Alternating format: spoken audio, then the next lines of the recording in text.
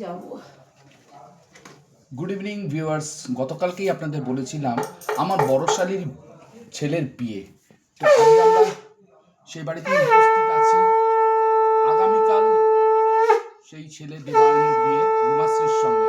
আমরা এই মুহূর্তে সেই বাড়িরই ঠাকুর ঘরে আছি। এবার সেখান থেকে আমরা আস্তে আস্তে বাড়ির দিকে এগিয়ে যাব। ছেলের মা সন্ধে আরতি দিয়ে ফেলেছে। এখানে মোটামুটি তত্ত্ব কয়েকটা আছে।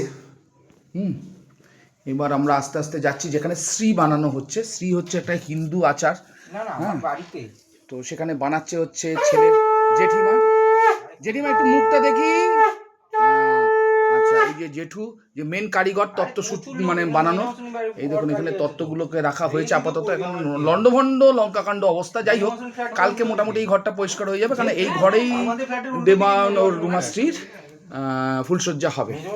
আচ্ছা, দেবায়ন ফোনে ব্যস্ত। ওখানে চলে যাবি, ওখান দিয়ে ড্রেসটা পরে চলে আসবি।